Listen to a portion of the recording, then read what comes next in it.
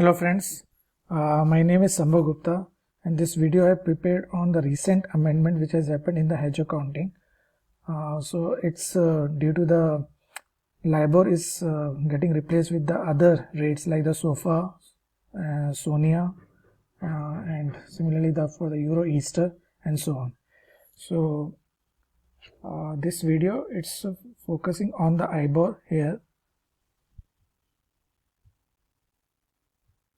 So IBOR stands for IBOR.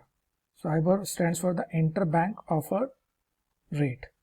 Okay, so just first I will tell you it's in the two phases. So one is so in my example just I'm focusing on the SOFR here. Okay, first I will write like for the dollar LIBOR it is getting replaced with the SOFR. Sterling dollar it is getting replaced with the SONIA. So SOFR full form is the secured overnight financial rate. So and for the sterling LIBOR it is getting replaced with the SONIA. For the Euro LIBOR it is getting replaced with the Easter, and similarly CHF LIBOR it is getting replaced with the SARON, and your yen LIBOR it is getting replaced with the TONAR. Okay, so this is the five currency which are there. So it is the why we are replacing the LIBOR with this one.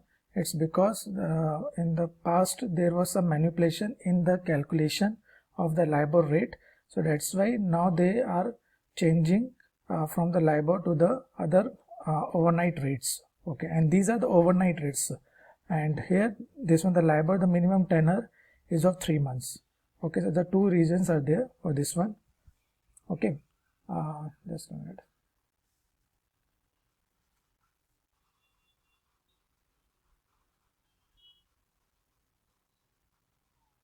Okay, so now this one, I am just taking the example of the dollar LIBOR which is getting replaced with the SOFR. So in the phase it is in the two phases. So in the first phase it is before adopting the SOFR, so that is here the phase 1, and the phase 2 is after adopting the SOFR, so that is the phase 2. Okay, so as you know, this one for the IFRS we are having the Accounting Standard Board, International Accounting Standard Board. For the ICAI, that is in India, the Accounting Standard Board is the ASB. Okay, so the phase 1 as per the IFRS here, the phase 1 it is getting implemented, that is it is getting effective from 1st of January 2020, and the phase 2 it is getting effective from 1st of January 2021. But in the ICAI it has notified that the phase 1 is getting effective from the 1st April 2020, and for the phase 2 there is no notification right now. So they haven't issued any amendment for the phase 2 right now. So it's awaited right now as on 18th of July 2021. Okay, so now this one, the IBOR that is for the phase 1, I am just focusing right now. So the phase 1, so it is focusing on the four things here.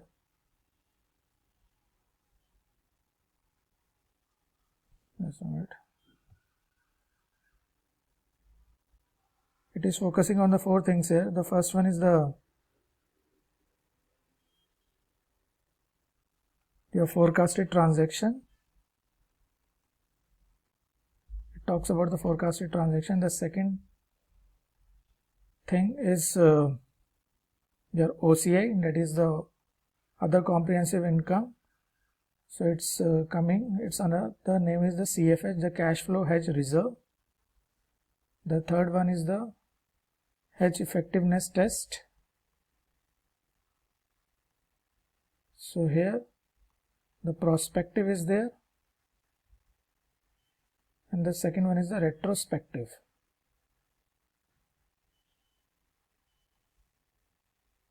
and the last one is the risk component.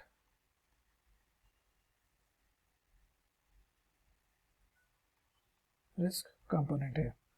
Okay. So as a general rule, like when any entity, if it is changing the benchmark interest rate in the derivative instrument, that is in the hedging instrument, then it is considered as the discontinuation of the hedge accounting. So to overcome this thing, so the Accounting Standard Board has created an exception, that is a practical expedient, that even if you are changing your benchmark interest rate, that is if you are changing from the LIBOR to SOFR, then in the IBOR projects, so then it will not be considered as a discontinuation of the hedge accounting. So you can continue the hedge accounting, the old hedge accounting here. So that is the background of this project. So now in the forecasted transaction, I am taking the one example, like Reliance is planning to raise a loan. Reliance is planning to raise a loan after the 1 year. So this is a 0 and this is the 1 year, after the 1 year, for the 4-year loan of $100 million at the rate of LIBOR. So here why I have considered a dollar, because in India this it's not effective right now because there is no change in the MIBOR. Okay, so now it is just focusing on the loans which are raised outside India, like in US or in the UK, and similarly in the Japan also. Okay, so now that's why I have taken the currency, the dollar currency. So here the Reliance is planning to raise a loan after the 1 year in the US market. So at the rate, that is at the floating rate of LIBOR, plus maybe some currency from the credit spread is also there. So now here I am presuming 0 here, just for the simplicity. Okay, so now at the 0th year, that is at present, it has also entered into a contract, that is a forward contract to hedge this forecasted transaction. So where the underlying in the interest rate, benchmark interest rate is LIBOR. So now if you see after the 1 year, the LIBOR is not there, only the SOFR is there, and here your your hedging instrument, the underlying benchmark rate is the LIBOR. So it will create the hedge ineffective. So to avoid this thing, what the ISB board has said, or the ASB board has said, okay, so just you can presume for the simplicity that you can raise the loan in the future at LIBOR rate. Okay, if the LIBOR is there, and here your hedged item underlying instrument is LIBOR, and here your underlying instrument in the derivative instrument is also LIBOR, so it is matching. So if it is matching, then it will not lead to the hedge ineffectiveness. So if it is not leading to the hedge ineffectiveness, that means you are not discontinuing your hedge accounting. So to overcome this hedge ineffectiveness problem, or you can say the hedge accounting discontinuation, so this one, the ASB has introduced this exception that you can presume that, okay, you can raise a loan at the LIBOR after the 1 year also. Okay, so this is an exception which is created to overcome your hedge accounting discontinuation. So I think this you have understood. Now if you are going to the second one, the OCI one, so in the OCI what you do, you are transferring or simply you are amortizing your OCI balance in the P&L. So that is the objective of transferring the balance from the OCI to the P&L, and it can be transferred maybe at the SLM method, or maybe it can be from the other method like the effective interest rate method amortization, that is transferring the OCI balance to the P&L. Okay, so now and here the one thing, like if there is if the hedge ineffectiveness is there in between, so then on the spot whatever the balance is there in the OCI, you need to transfer immediately to the P&L. So when you are changing your benchmark rate from the LIBOR to the SOFR, so then it is leading to the hedge discontinuation, and you need to transfer it to the P&L, whatever the OCI balance is there, immediately. So for this, again the board has created an exception, that is a practical expedient, that okay, even if due to the change in the benchmark rate, that is from the LIBOR to SOFR in the IBOR project, then also you can continue the SLM method. That is, SLM method you can continue. So you don't need to transfer the balance from the OCI to the P&L immediately. So this is the another second exception which the board has created. Similarly, in the hedge effectiveness test also, hedge effectiveness test in the prospective, so it is focusing on the prospective means the economic relationship. Economic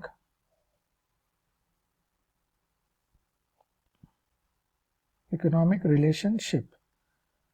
So economic relationship. So here you are, if for the hedge effectiveness test in the prospective one, you are testing whether the relationship between the your hedging instrument and the hedged item is having the economic relationship or not.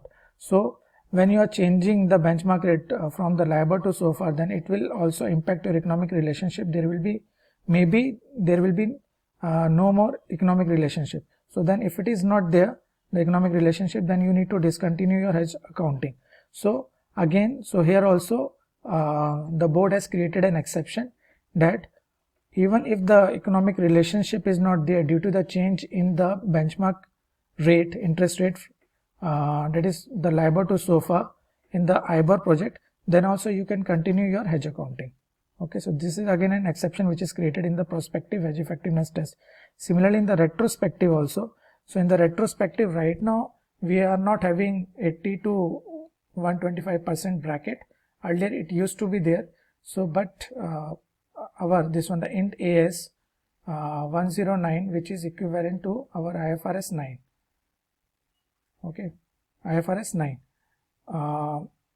But there is another accounting standard, that is IAS 39, which is still there in IFRS world. So there, this 80 to 125% still it is there. Okay, so just I am explaining this thing from the IAS 39 point of view. So like suppose if in the hedge effectiveness test, if say your hedge effectiveness is coming 70%, then as per the general rule, if it is not falling within this bracket 80% to 125%, so then you need to stop hedge accounting. So but if this 70% is due to, here now this the exception is created, that if it is this 70% is coming due to your change in the benchmark rate, that is from the LIBOR to SOFR under the IBOR project, then also you can continue the hedge accounting. So this is the exception which is created in the IAS 39 for the retrospective hedge effectiveness test. So but this one, the 80% to 125%, it is not there in our IND AS 109. Okay, now the last one, the risk component. So suppose I am just taking one example, that like HSBC Bank has given a loan to Amazon of say 200 million for 5 years at the rate of LIBOR plus credit spread of say 1%. Okay, so here Amazon is giving interest, that is LIBOR plus 1%. So it means HSBC is receiving LIBOR plus 1% interest. Okay, so to hedge this one, HSBC has entered into an IRS where HSBC is giving LIBOR and receiving the fixed rate, say 3%. So if you see holistically here, so HSBC has done the hedging, so and in effective HSBC has converted the floating rate loan into the fixed rate loan here. Okay, so this is the cash flow hedge here. So now the risk component here, so if you see, HSBC has done the hedging only of this portion, only of this LIBOR, not of this one. So this one is relating to your credit risk, so which HSBC hasn't hedged, but HSBC has done the hedging of interest rate risk. So this is the risk component hedging. So this is the thing. So here if the HSBC is replacing this LIBOR with the SOFR, say after 1 year, so then, and it is continuing here with the loan with the LIBOR, so then there is a mismatch, the LIBOR here and the SOFR, which lead to the hedge discontinuation. So to overcome this thing, again board has created an exception that here even if the hedge ineffectiveness is there, then also you can continue with the hedge accounting. And second thing, if the SOFR, when the SOFR will be introduced, so it will be presumed that for the next 24 months this one, it is separately identifiable.